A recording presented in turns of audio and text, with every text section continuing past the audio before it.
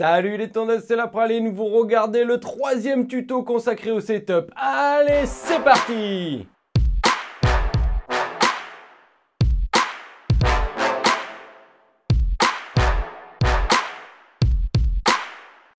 Aujourd'hui, on s'attaque à un gros morceau, on va parler des ressorts de suspension. Et là, il y a du taf, alors on se remonte les manches, on traîne pas et c'est parti avec le sommaire. On verra dans un premier temps, comme d'habitude, la définition. Et vous vous apercevrez que déjà là, il y a les premiers pièges. On continuera par le triptyque des TDZ, la méthode en 3 étapes pour établir un bon setup de suspension. On abordera aussi la synergie qu'il existe entre les ressorts de suspension et les autres éléments du setup. Et on finira l'émission avec un petit pense-bête pour vous rappeler toutes les bonnes choses qu'on se sera dit d'ici là. On attaque dans le vif du sujet tout de suite. Allez, c'est parti!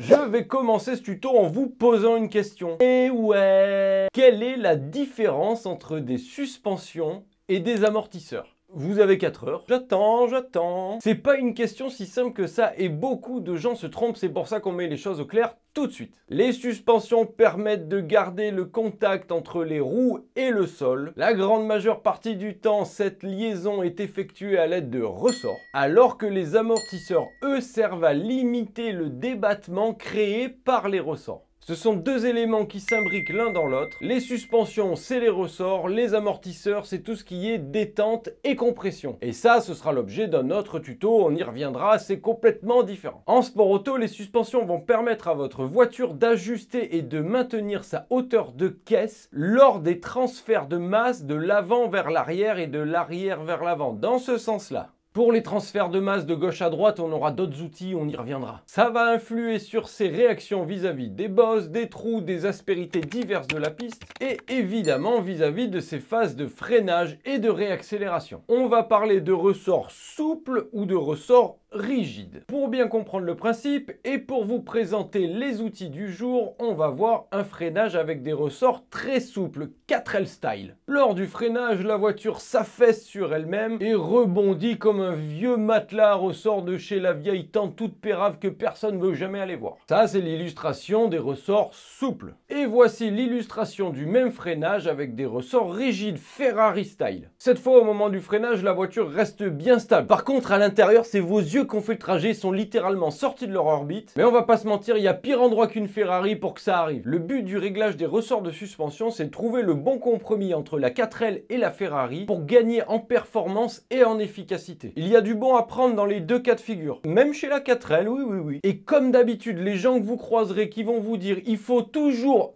Tout ce qui vient derrière, c'est de la merde. Tout va dépendre et changer selon votre voiture et votre circuit.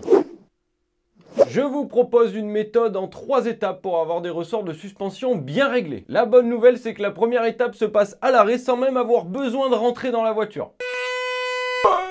Comme j'aime bien apprendre à marcher avant de courir, avant de commencer à vouloir tout tripoter, créer du sous-virage, du survirage, en général foutre le merdier, on va commencer par équilibrer notre voiture à l'arrêt. Prenez une voiture à l'arrêt parfait. Bam! Pensez-vous qu'elle soit bien équilibrée avec des ressorts à l'avant et à l'arrière identiques comme c'est souvent le cas quand on prend une voiture stock dans les jeux de simulation? Eh bien non, pas du tout. Elle n'est pas du tout bien équilibrée. Et pourquoi ça? J'attends encore. À cause de sa répartition de poids naturelle. Avec des ressorts identiques à l'avant et à l'arrière, si votre moteur est à l'avant de la voiture, il va se passer ça. C'est lourd un moteur, il faut pas croire. Alors, lorsque votre moteur est à l'avant, la répartition de poids va avoir tendance à être sur l'avant. On va alors rigidifier les ressorts avant, ne serait-ce que pour supporter la surcharge du poids du moteur. Maintenant, si votre moteur est à l'arrière, le raisonnement est exactement le même. La répartition du poids va être plutôt sur l'arrière et à ce moment-là, on va rigidifier les ressorts arrière pour rétablir l'assiette normale de la voiture. L'astuce, c'est de raisonner en pourcentage. Si vous avez 5% du poids qui est plus orienté vers l'avant, durcissez d'à peu près 5% vos ressorts avant. C'est pas une méthode parfaite et c'est loin d'être infaillible, mais c'est un bon ordre d'idée. Souvent jugée inutile, cette étape du réglage neutre est pourtant cruciale. C'est le point de départ à avoir pour commencer un bon setup suspension. Ça vous montre le comportement initial de votre voiture et c'est vraiment votre base de travail. Vous noterez que ce premier réglage n'a pas pour but de corriger le moindre comportement de la voiture. À ce stade-là, on n'a pas encore mis le contact. Il s'agit simplement de rétablir son équilibre arrêté dans les stands. Une fois le réglage neutre effectué, on va passer à la deuxième étape. Il s'agit de trouver le bon dosage souplesse dureté globale. Celui-ci va dépendre de plusieurs facteurs, par exemple votre type de voiture. Les voitures routières vont avoir des suspensions globalement plus souples, tandis que les voitures sportives vont avoir des ressorts plus rigides. Le type de circuit va aussi impacter ces réglages-là. Un circuit tout bosselé va appeler des suspensions souples, tandis qu'un circuit bien lisse va appeler des suspensions plus dures. Même le type de gomme que vous avez va influer sur ce réglage, puisqu'on parle de transfert de masse. Vous allez voir, on va aborder ça tout de suite après. Qui dit transfert de masse dit capacité de grippe. Vous vous rappelez les petites jauges des tutos setup précédents? Bref, le mieux c'est comme toujours d'éviter les préjugés et de faire des tests. Premier test, prenez une valeur moyenne. Évidemment, vous gardez le réglage de l'étape numéro 1, ça c'est sûr, mais vous vous mettez au milieu de la plage de dureté des ressorts. Faites quelques tours, 4 ou 5 tours minimum. Repérez votre rythme, les points forts, les points faibles, le comportement général de la voiture. Ensuite, repassez par les stands et optez pour un réglage souple. Vous décalez tout vers la gauche et vous reprenez la piste pour 5 tours. Là encore, vous identifiez votre rythme et le but du jeu est d'identifier les différences de comportement entre le premier test à valeur moyenne et celui-ci. Trouvez ce qui est mieux, ce qui est moins bien. Pour finir, repassez une nouvelle fois par les stands et cette fois-ci, vous opterez pour des réglages durs. On est reparti pour un petit run avec ce réglage-là. Encore une fois, concentrez-vous sur votre rythme et trouvez les différences de comportement de la voiture. Les moments où vous sentez que c'est plus efficace, plus à l'aise. Et évidemment, les moments où ça l'est moins aussi. À la fin de ces 3 petits tests, vous savez de quel côté partir pour trouver de l'équilibre et de la performance. En général, c'est sans appel. Pour fignoler tout ça, faites des réglages intermédiaires. Si admettons vous êtes aperçu que vous êtes plus efficace en allant vers le souple, essayez des réglages intermédiaires entre votre valeur moyenne et votre valeur souple max. S'il y a plusieurs réglages de ressort de suspension différents, votre chrono n'évolue pas, optez pour le réglage le plus confortable. Rappelez-vous qu'un réglage confortable, c'est votre meilleure arme en course. À ce stade-là, vous avez une voiture équilibrée à l'arrêt et correctement réglée pour sa zone de performance. Alors cette fois, ça y est, on y est, on va générer un déséquilibre pour corriger ou accentuer un des comportements résiduels de votre voiture.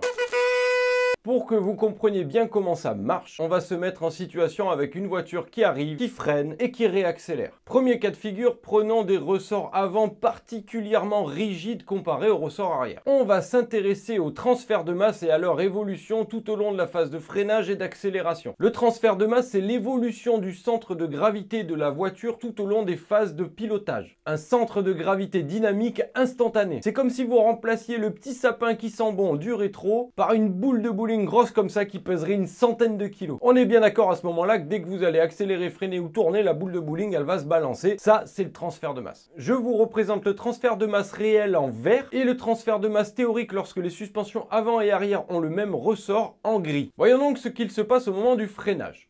Visuellement, pas grand-chose. Les ressorts avant étant durs, la voiture ne va pas s'affaisser sur elle-même au moment où on prend les freins. On limite donc le transfert de masse vers l'avant. Ça nous donne une charge plus équilibrée sur l'ensemble de la voiture, mais ça veut aussi dire qu'on met moins de poids sur les pneus avant. Et mettre moins de poids sur les pneus avant, c'est moins prendre en compte ce qu'il se passe au volant. Par définition, vous allez donc avoir une voiture qui va moins tourner. Et une voiture qui tourne moins, on appelle ça une voiture sous-vireuse. Voyons ce qu'il se passe maintenant lorsqu'on réaccélère. La voiture va se cabrer sur elle-même, l'arrière s'affaisse, le transfert de masse s'effectue vers l'arrière. Moralité, on appuie sur les pneus arrière, ce qui fait qu'ils vont avoir tendance à ne pas patiner. Mais on ne tient toujours pas en compte ce qu'il se passe à l'avant, puisque le poids est situé à l'arrière. Donc on aura encore une direction qui ne servira à rien. Ça veut dire une accélération stable, sans patinage, à tendance sous-vireuse. Résumons un petit peu ce qu'on vient de voir avec des ressorts avant rigides. On a une charge de la voiture qui est bien répartie pendant le freinage. Ça nous assure un freinage stable. Mais du sous-virage en entrée de virage. Lors de l'accélération, on a aussi une stabilité avec un non-patinage à l'arrière, mais encore une fois, un petit peu de sous-virage. Une tendance à pas prendre en compte ce qu'il se passe au volant. Maintenant, on va prendre le cas de figure inverse avec des ressorts arrière rigides. On va évidemment toujours s'intéresser à ce qui se passe du côté du transfert de masse. Au moment du freinage, l'arrière ne va pas broncher. Par contre, l'avant, il va carrément plonger. Le transfert de masse est énorme. Ça veut dire qu'il y a énormément de poids sur les roues avant. Beaucoup trop de poids sur les roues avant, ça peut conduire à des blocages des pneus avant au moment du freinage. Mais ça veut aussi dire qu'on prend clairement en compte ce qu'il se passe au volant. À ce moment-là, on parle d'une très bonne réactivité. À la réaccélération, maintenant, on s'aperçoit que la voiture ne se cabre pas, les ressorts arrière l'empêchent de se cabrer. La répartition du poids reste globalement sur l'avant. Ça veut dire qu'on prend toujours en compte ce qu'il se passe au niveau du volant, mais aussi qu'on n'appuie pas beaucoup sur les roues arrière, et ça peut induire une forme de patinage. Donc si on résume ce qu'il se passe lorsqu'on a des ressorts arrière rigides, on a de la réactivité en entrée de virage au niveau de la direction, mais une forme d'instabilité car tout le poids est réparti sur les roues avant, l'arrière se déleste et un risque augmenté de blocage des roues avant. À la réaccélération, on garde toujours de la réactivité, mais puisqu'on n'appuie pas trop sur les pneus arrière, on risque aussi de patiner. En conclusion, je dirais qu'il est beaucoup trop réducteur de dire que pour gommer un sous-virage, il faut durcir les ressorts à l'arrière. Ou toutes ces genres de phrases remplies de mots valises. En effet, parler de survirage ou de sous-virage, c'est parler de pas grand-chose finalement. En gros, quand la voiture tourne pas bien, on va dire sous-virage, et quand elle part un peu du cul, on va dire survirage. Mais ce ne sont pas des termes qui sont précis. Comprendre les transferts de masse et leur impact sur le comportement de la voiture, ça va vous donner une vraie idée de ce qu'il faut faire pour régler les problèmes. Si après avoir effectué l'étape 1, le réglage neutre, ensuite l'étape 2, le réglage de la dureté générale, votre voiture souffre encore de petits comportements à corriger, alors à ce moment-là, vous pouvez gentiment ajuster les ressorts avant et ou arrière pour essayer de gommer ce comportement indésirable. Rappelez-vous qu'il s'agit toujours d'un compromis. Ce que vous allez gagner d'un côté, ça va vous le faire perdre de l'autre. Sur le circuit, vous allez gagner du temps à un virage, mais vous allez peut-être perdre à un autre. Il faut trouver le bon compromis. Si vous souffrez de sous-virage, vous pouvez commencer par assouplir les ressorts avant. Ça va vous donner un plus gros transfert de masse vers l'avant, mais ça va impliquer une plus grosse détente au moment où on réaccélère et donc du sous-virage à la sortie du virage. Vous pouvez aussi durcir les ressorts à l'arrière, ce qui va créer au moment du freinage plus de transfert de masse vers l'avant, augmenter votre capacité à prendre les virages, tout en la gardant aussi au moment de la réaccélération, avec le transfert de masse qui va avoir tendance à rester vers l'avant. Si vous avez du survirage, vous pouvez durcir les ressorts à l'avant, ce qui empêche un gros transfert de masse vers l'avant, ça limite votre réactivité, mais ça va apporter une meilleure répartition de la charge sur la voiture tout au long du virage. Vous pouvez aussi assouplir à l'arrière, ce qui augmente le transfert de masse vers l'avant au moment du freinage, et aussi ça augmente le transfert de masse sur les roues arrière au moment de la réaccélération. Donc ça va moins patiner, ça va avoir tendance à moins faire de demi-tour. Gardez en tête que ce paramètre seul ne suffit pas à corriger tous les problèmes de comportement d'une voiture. Avec les ressorts, on va plus chercher une sorte d'équilibre, quelque chose qui vous permette d'enchaîner les tours de façon confortable et performante. On aura d'autres outils pour corriger en profondeur les problèmes de comportement des voitures, les barres anti-roulis, le réglage de la compression, de la détente, etc. Et il faut garder à l'esprit qu'un bon setup, c'est un setup général, c'est-à-dire une somme de petites choses touchées par-ci par-là pour avoir un équilibre parfait. Les ressorts de suspension sont un paramètre de base qui agit sur beaucoup d'autres paramètres du setup. C'est aussi pour ça qu'on va chercher un équilibre général et de ne pas commencer à déstabiliser la voiture avec ce réglage-là. D'ailleurs, on va aborder la synergie qu'il existe entre les ressorts de suspension et deux autres paramètres pour que vous vous rendiez compte l'impact que ça peut avoir sur une voiture. Il s'agit du trio ressort, hauteur de caisse, aéro. On est d'accord pour dire que le but des ressorts, c'est de maîtriser le transfert de masse lors des différentes phases d'accélération et de freinage. Et on est aussi d'accord pour dire que des ailerons sont des appendices aérodynamiques qui permettent de créer une charge supérieure sur la voiture et de la plaquer au sol. Au plus la voiture va vite, au plus elle est plaquée au sol. Par exemple, une Formule 1 à 100 km/h, vous pouvez la faire rouler au plafond les copains. Ça tient, 100 km/h seulement. Un appui énorme. Si vous mettez des balances sous les roues pendant une ligne droite, lorsqu'une F1 est à 300 km/h, elle pèse 40 tonnes. Ça c'est de l'appui de malade. Bon maintenant d'après vous, qu'est-ce qui se passerait si on couplait des ressorts de 4L avec des ailerons de F1 ? Eh ben on créerait la raboteuse à bitume la plus stylée de l'histoire de l'humanité. Vous comprenez donc que du point de vue des ressorts, lorsqu'on rajoute de l'aéro, la voiture devient plus lourde. Il faut donc en tenir compte lorsqu'on met au point son setup. C'est moins valable pour les voitures routières qui n'ont que très peu d'aéro, mais par contre c'est capital dès qu'on attaque les GT3, les GT2, les protos et encore plus les monoplaces. En règle générale, on réfléchit comme ça. Quand on rajoute de l'appui aéro, on va rigidifier les suspensions pour éviter que la voiture s'écrase sur elle-même. maximum. Ou alors, si on peut pas ou qu'on n'a pas envie de rigidifier les suspensions, on augmente la hauteur de caisse. C'est toujours un compromis. Mais si on rigidifie les ressorts, la majeure partie du temps, on peut baisser la hauteur de caisse car on limite le débattement du châssis. Et avoir une voiture basse, c'est abaisser son centre de gravité et c'est avoir plus de performance. Par contre, il faut faire gaffe au vibreur parce qu'à aucun moment, il faut que le châssis soit posé sur le vibreur et que les roues ne touchent plus par terre. Parce que ça marche pas du tout, mais pas du tout, du tout, du tout. C'est pas un moyen de gagner du temps, c'est un moyen de gagner du temps pour rentrer prendre sa douche au vestiaire à la sortie de la course. Avant de se quitter, je vais vous fournir une petite liste des bons raisonnements à avoir. Par contre, ne vous fiez pas seulement à cette liste. Je vous rappelle que le but est de comprendre le mécanisme du transfert de masse pour comprendre ce qu'il se passe et savoir quoi faire. Rappelez-vous que la bonne méthode consiste en 3 étapes. Premièrement, on règle la voiture arrêtée au sol. Deuxièmement, on règle la dureté générale. Et troisièmement, on fait les petits ajustements quand on a compris le mécanisme du transfert de masse. Mais en règle générale, une voiture souple sera à l'aise sur des circuits sinueux. Les transferts de masse à l'accélération comme au freinage vont lui permettre d'avoir de la direction et de ne pas patiner. Alors qu'une voiture rigide sera elle plus à l'aise sur des circuits rapides avec des virages assez longs. Deuxième pense-bête, si le circuit est bosselé, on va souvent opter pour une voiture plus souple pour absorber les chocs de la piste. A contrario, quand le circuit est lisse comme ma future calvitie, à ce moment-là, on peut rigidifier les ressorts, il n'y a rien à absorber, autant baisser le centre de gravité. La majeure partie du temps, une voiture rigide, c'est une voiture basse, dans les limites du raisonnable, on l'a vu avec l'histoire des vibreurs. Et une voiture souple, c'est une voiture haute, pour laisser du débattement au ressort. Ensuite, lorsqu'on a beaucoup d'appui aéro, on a une rigidité augmentée, pour empêcher la voiture de s'affaisser sur elle-même au fur et à mesure qu'on accélère. A contrario, quand on n'a pas d'appui aéro, on peut avoir une voiture souple si besoin.